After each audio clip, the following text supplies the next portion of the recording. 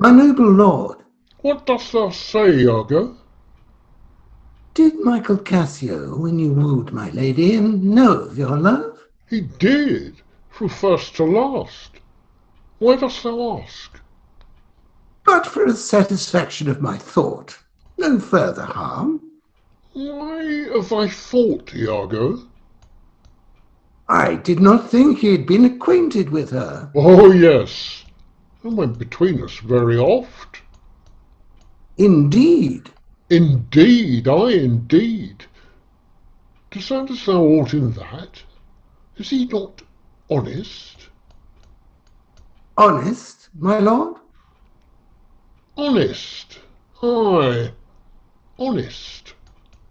My lord, for aught I know.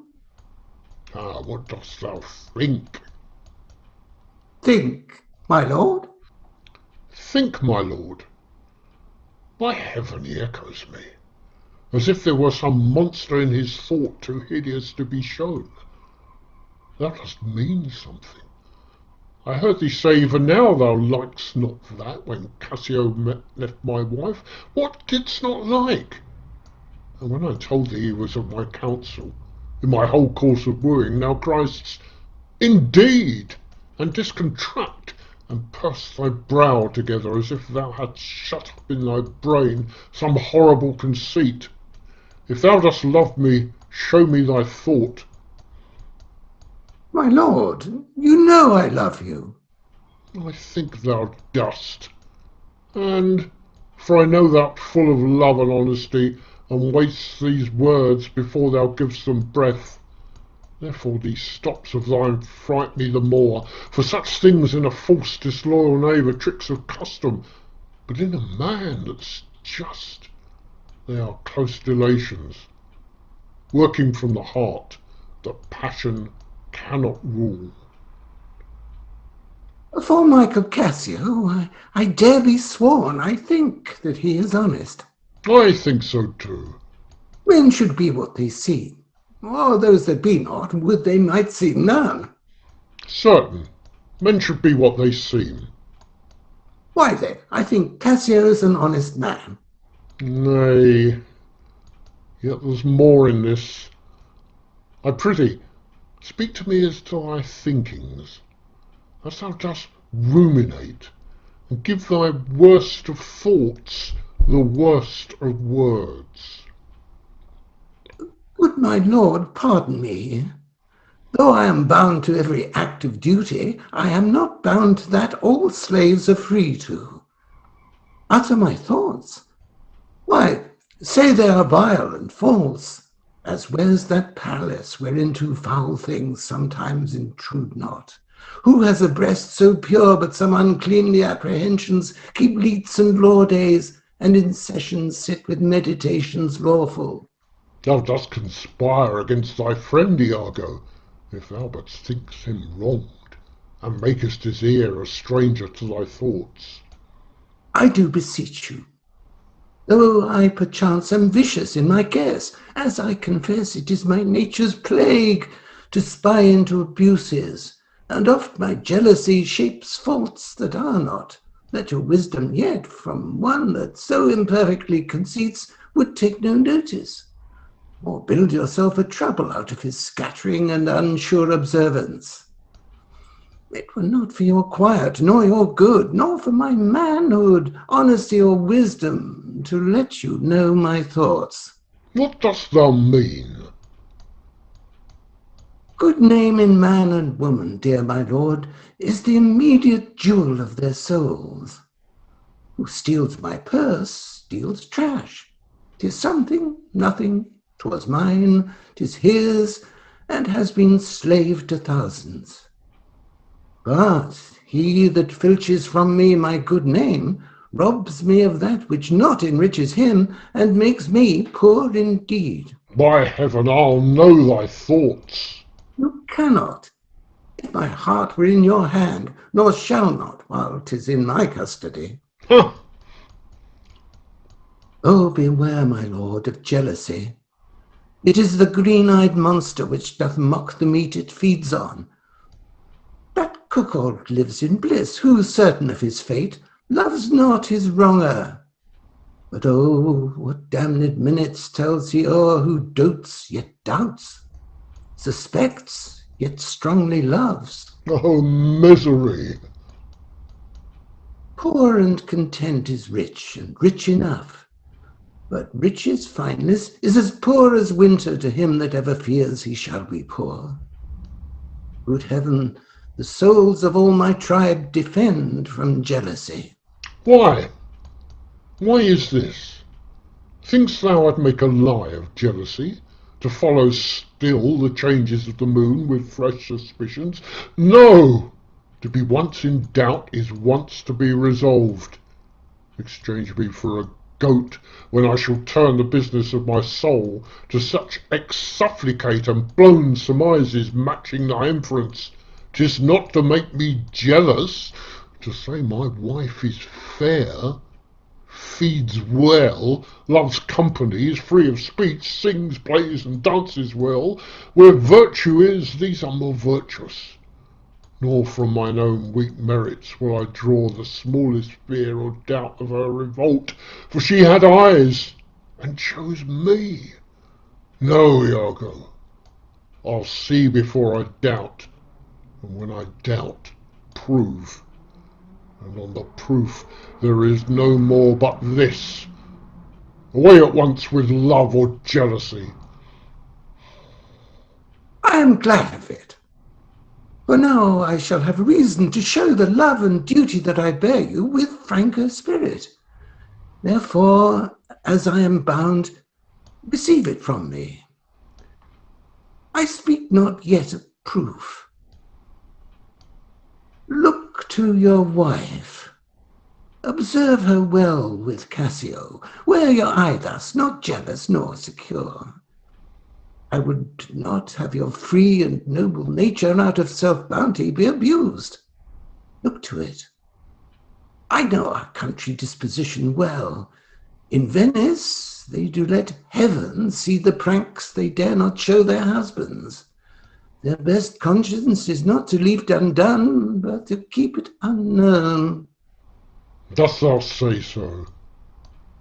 She did deceive her father in marrying you, and when she seemed to shake and fear your locks, she loved them most.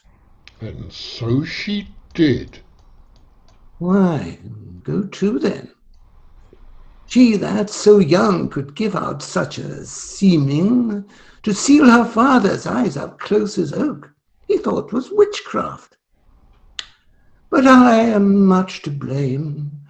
I humbly do beseech you of your pardon for too much loving you. I am bound to thee for ever. I see this hath a little dashed your spirits. Not a jot, not a jot. I' faith, I fear it has. I hope you will consider what is spoke comes from my love. But I do see you're moved. I am to pray you not to strain my speech to grosser issues, nor to larger reach than to suspicion. I will not. Should you do so, my lord, my speech should fall into such vile success as my thoughts aim not at. Cassio's my worthy friend. My lord, I see you're moved. No, not much moved. I do not think but Desdemona's honest. Long live she so, and long live you to think so. And yet, how nature erring from itself. Aye, there's the point, as, to be bold with you, not to affect many proposed matches of her own clime, complexion, and degree, whereto we see in all things nature tends. For one may smell in such a will most rank, foul disproportion, thoughts unnatural. But pardon me, I do not in position distinctly speak of her, though I may fear her will, recoiling to her better judgment, may fall to match you with her country forms, and happily repent.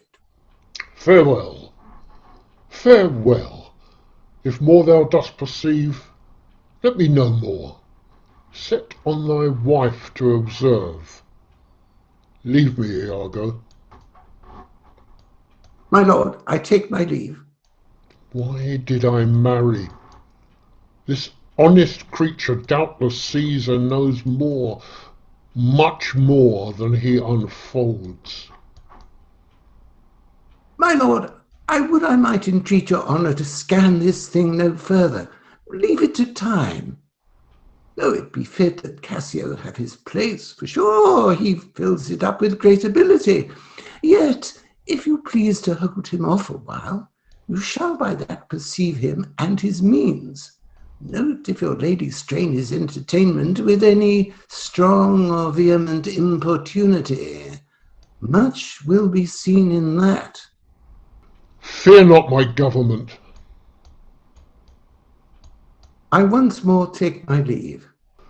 This fellow's of exceeding honesty, and knows all qualities with a learned spirit of human dealings.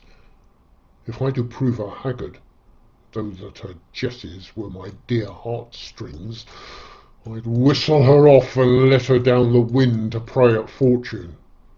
Haply, for I am black, and have not those soft parts of conversation that chambers have, or for I am declined into the vale of years, yet that's not much. She's gone. I am abused, and my relief must be to loathe her. Oh, curse of marriage, that we can call these delicate creatures ours, and not their appetites. I'd rather be a toad and live upon the vapour of a dungeon than keep a corner in the thing I love for others' uses. Yet 'tis the plague of great ones. Prerogative are they less than the base. 'Tis destiny unshunnable like death. Even then this forked blade is fated to us when we do quicken. Desdemona comes. If she be false, oh, then heaven mocks itself. I'll not believed.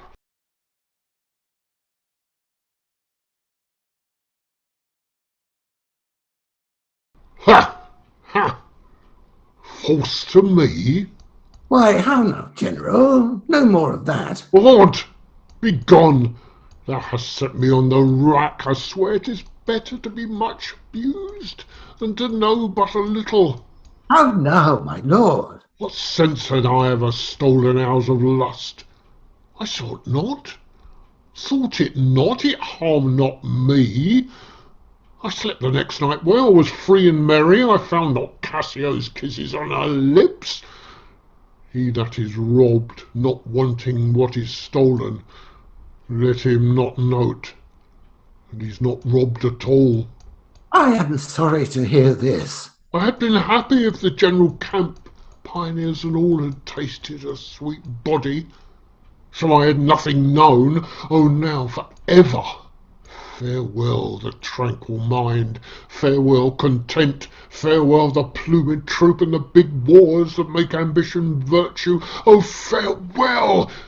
Farewell the neighing steed and the shrill trump, the spirit-stirring drum, the ear-piercing fife, the royal banner and all quality, pride, pomp, and circumstance of glorious war, and oh, you mortal engines, whose rude throats the immortal Jove's dead clamours counterfeit. Farewell! Othello's occupation's gone. Is it possible, my lord? Villain, be sure thou prove my love a whore. Be sure of it. Give me the ocular proof, or by the worth of man's eternal soul, thou hadst better have been born a dog than answer my waked wrath. Is it come to this? Make me to see it, or at the least so prove it, that the probation bear no hinge nor loop to hang a doubt on, or woe upon thy life. My noble lord! If thou dost slander her and torture me, never pray more. Abandon all remorse. On horror's head horrors accumulate. Do deeds to make heaven weep, all earth amazed. For nothing canst thou to damnation add, greater than that. Oh, grace of heaven, forgive me! Are you a man? Have you a soul or sense? God be with you. Take mine office. O wretched fool that livest to make thine honesty a vice! O monstrous world! Take note, O world, to be direct and honest is not safe.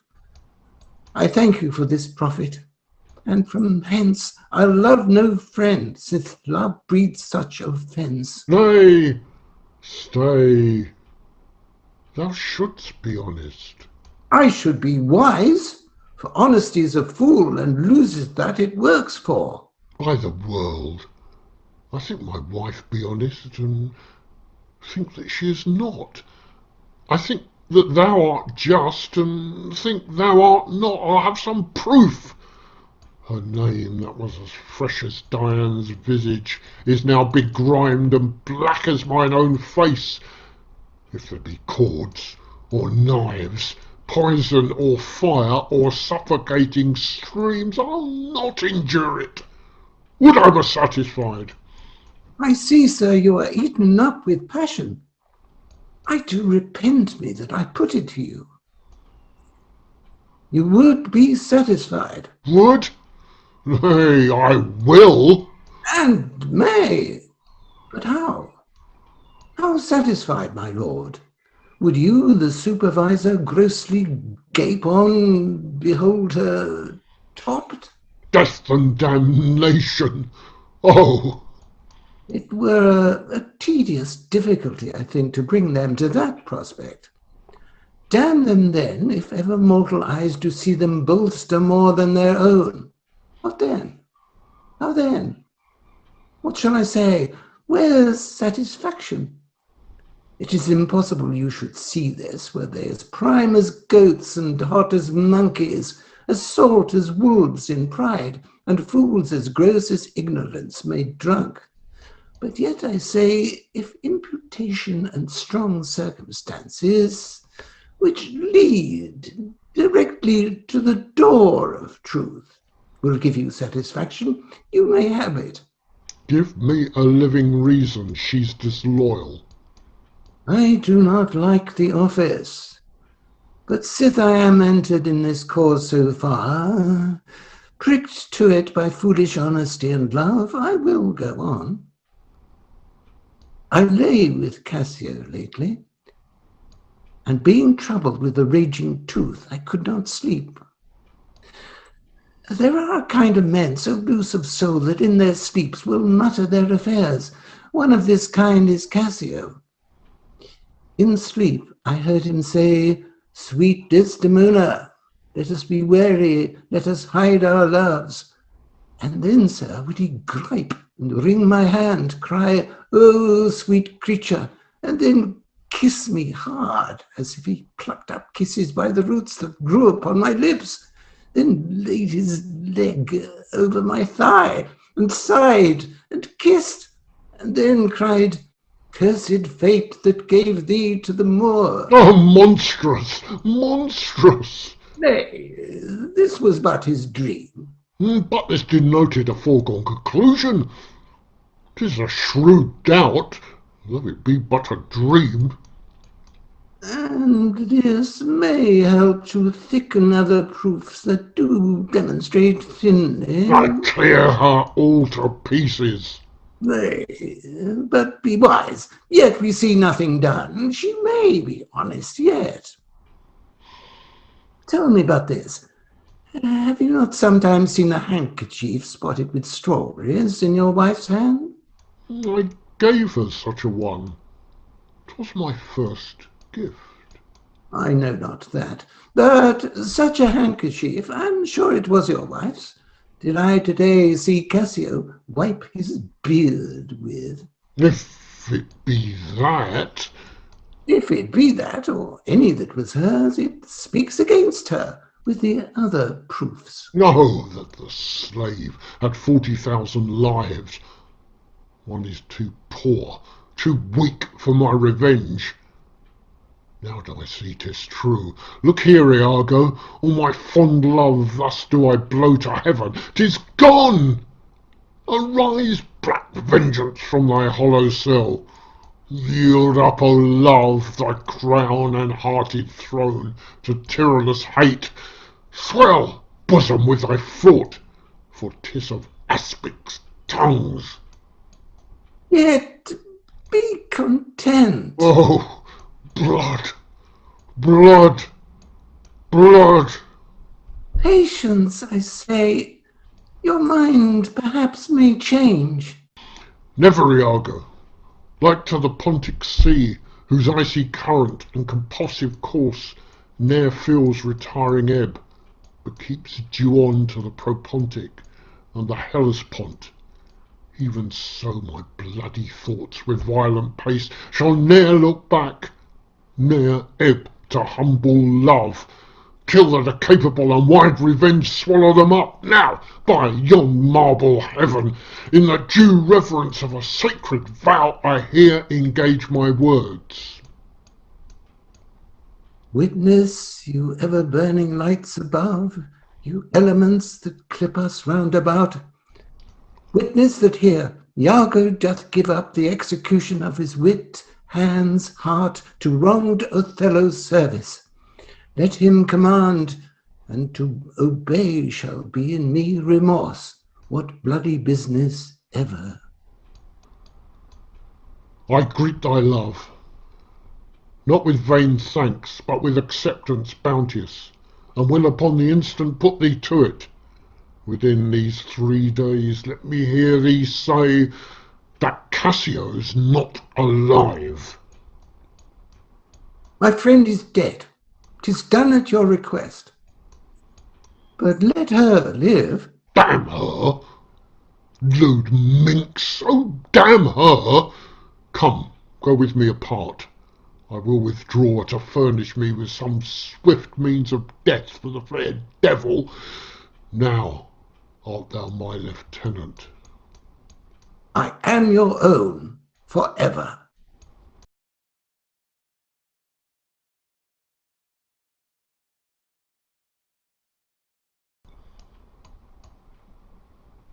Will you think so?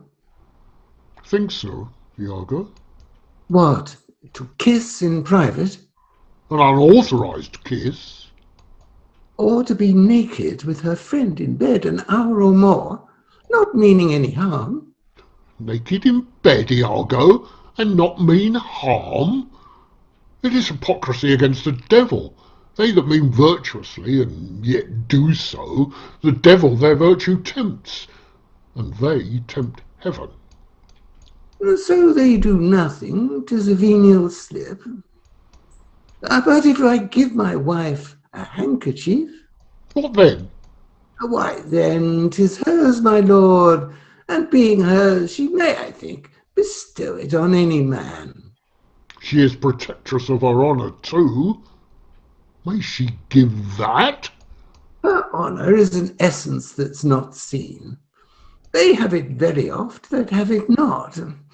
But for the handkerchief... By heaven, I would most gladly have forgot it.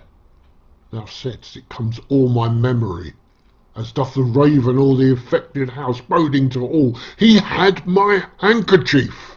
Aye, what of that? That's not so good now. What if I had said I had seen him do you wrong, or heard him say, as knaves be such abroad, who having whether an importunate suit, a voluntary dotage of some mistress, convinced or supplied them, cannot choose but they must blab. Hath he said any such thing?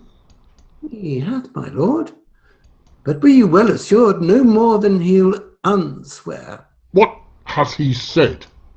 Faith that he did, I know not what he did. What? What? Lie With her? with her, on her, what you will. Lie with her? Lie on her? We say lie on her when they belie her. Lie with her, that's fulsome. Handkerchief, confessions, handkerchief. To confess and be hanged for his labour, first to be hanged and then to... I tremble at it. Nature would not invest herself in such shadowing passion without some instruction. It is not words that shake me lust. Pish, noses, ears, and lips is possible. Confess, handkerchief. Oh, devil! Work on, my medicine, work. Thus credulous fools are caught, and many worthy and chaste dames even thus, all guiltless, meet reproach. What ho, my lord, I say, Othello. How is it, General? Have you not hurt your head? Dost thou mock me? I mock you? No, by heaven. Would you would bear your fortune like a man. A horned man's a monster, and a beast. There's many a beast then in a populous city, and many a civil monster. Did he confess it? Good sir, be a man. Think every bearded fellow that's but yoked may draw with you. There's many millions now alive that nightly lie in those improper beds which they dare swear peculiar. Your case is better. Oh, 'tis the spite of hell, the fiend's arch mock, to lip a wanton in a secure couch, and to suppose her chaste. No, let me know, and knowing what I am, I know what she shall be. Oh, thou art wise. 'Tis certain. Stand you a while apart. Confine yourself but in a patient list. Whilst you were here overwhelmed with your grief, a passion most unsuiting such a man, Cassio came hither. I shifted him away and laid good excuse upon your ecstasy, bade him anon return and speak here with me, the which he promised. Do but encave yourself, and mark the fleers, the gibes, and notable scorns that dwell in every region of his face. For I will make him tell the tale anew, where, how oft, how long ago, and when he hath and is again to cope your wife. I say, but mark his gesture, marry, patience, or I shall say you are all in spleen and nothing of a man. Dost thou hear, Iago? I will be found most cunning in my patience. But dost thou hear? Most bloody. That's not amiss, but yet keep time in all. Will you withdraw?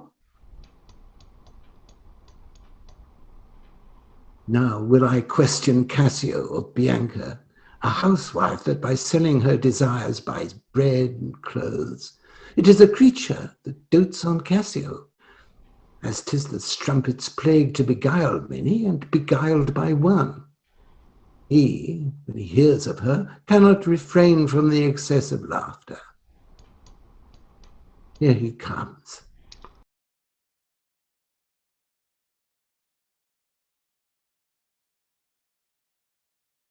How shall I murder him, Iago?